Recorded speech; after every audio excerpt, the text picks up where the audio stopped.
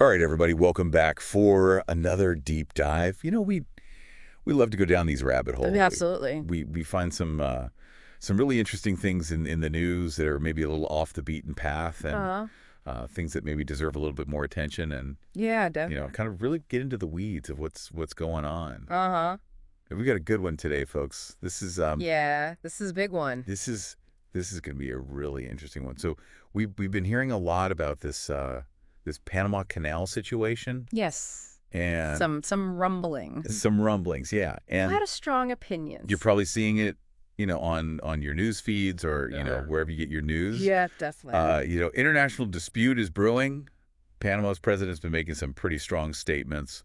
And of course, we've got Donald Trump weighing in as well. Yeah, he's never one to shy away from. Never one to A hot button issue. shy away from a hot button issue. That's right. He's Always ready with the always ready with a quote, right? take. But we're going deeper than that. We're not just going to look at, the surface level stuff here. We're going to get into like what's really going on. Absolutely. And Remember the historic we've way. got the source material. Denzel. We've got the historical context here. We're going to look at, all the power plays and really try to understand like what does this mean for you and me Right. in this globalized world that we live in? Yeah, because it's not just a story that's happening, in isolation. You're right. This has implications for everyone. Yeah, absolutely. So it's important to really Yeah. understand the nuances here.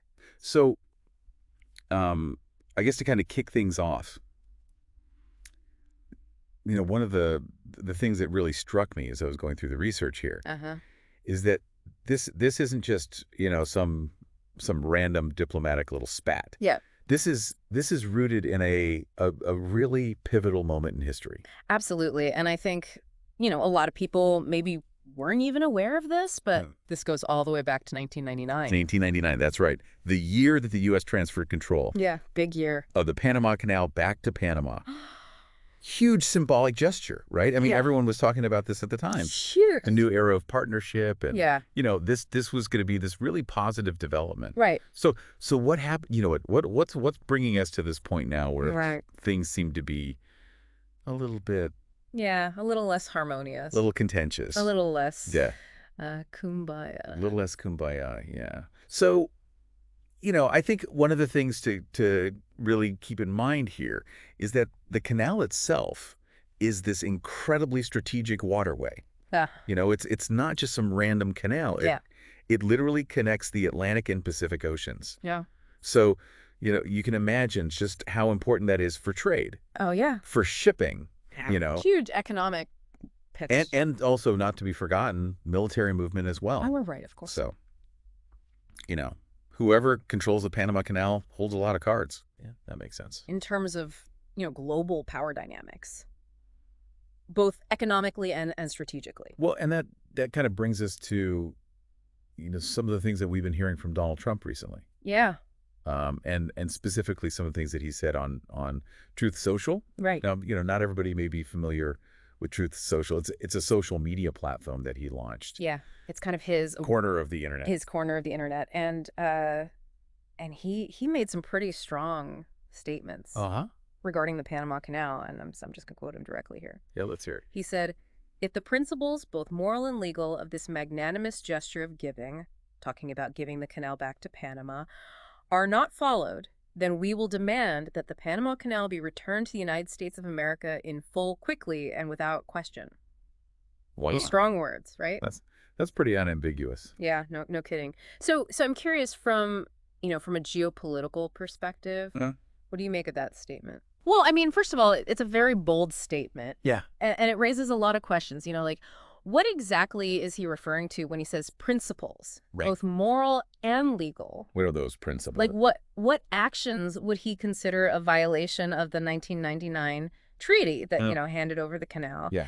And perhaps, most importantly, does this align with his broader foreign policy approach, which, we've seen over the years often emphasizes American strength and unilateral action. Right. So, yeah, it's definitely a statement that kind of fits into that pattern. It's interesting, though, because, as I was looking through some of the other sources here, Yeah. one of the things that they highlight is the financial success Oh, yeah. of a canal under Panama's management. We're talking record revenues, They've been doing quite well. billions of dollars. Mm-hmm. $4.986 billion in the last fiscal year alone. Wow. So I'm wondering, does that financial independence give Panama more leverage in this situation? That's a great question, and I think the answer is absolutely yes. They're not in a position of economic dependence on the U.S., Right. which I think, likely emboldens them to push back Makes sense. against these demands. They've shown that they can manage the canal effectively Right. and profitably. Right. So, they're not Yeah, they're not beholden to. they're not coming from a position of weakness here. Yeah, exactly. They have a strong hand to play. Well, and they've certainly been vocal about it. Yes, they have. President Mulino has stated unequivocally that the canal's sovereignty is non-negotiable. That's a very strong statement. So what do you think is the message behind that? Well, I think it's more than just national pride, though I think that certainly plays a role. This is a matter of, Panama asserting itself on the world stage. Yeah. They're saying, we are a sovereign nation. We are in control of our own destiny, and we're not going to be bullied by anyone, even a global superpower like the United States. Well, and speaking of the United States, how did Trump respond to that? Yeah. Because that's a pretty strong statement. Yeah, very strong. Non-negotiable. That's Not a lot of wiggle room there. not a lot of wiggle room. So how did Trump react? Well, according to our sources, he doubled down. Right. He replied on Truth Social with Okay, let's hear it.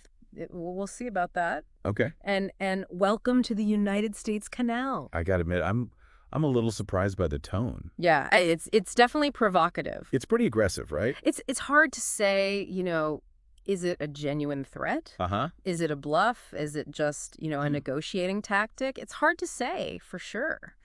Yeah. And I think that uncertainty is part of what makes the situation so volatile. So, I mean, this is a pretty intense situation, right? Yeah, it's definitely something to keep an eye on. And for our listeners out there, what does this all mean for the average person? That's the key question, right? Like this isn't just some history lesson. No, absolutely not. This has real world implications.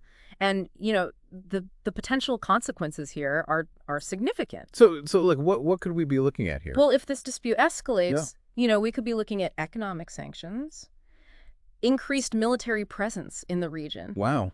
Maybe even the involvement of international organizations like the UN. And all of that could have, a ripple effect on global trade and really, far-reaching consequences. Yeah, this is serious stuff. It is. This is something that we all need to be paying attention to. Absolutely. This is a story that could really develop in some very unpredictable ways. And I think, one of the things that's really interesting to think about here is if this dispute were to land in the lap of the UN Security Council, how might different countries align themselves? Right. Who would support Panama? Who would side with the U.S.? And what would be the deciding factor? Oh, that's a really good question. Because it's a very complex web of alliances and interests at play here. Wow. This is you've given us a lot to think about. It's a fascinating case study. It really is. In modern geopolitics. I feel like we could talk about this for hours, but unfortunately we are We've got to wrap up. out of time.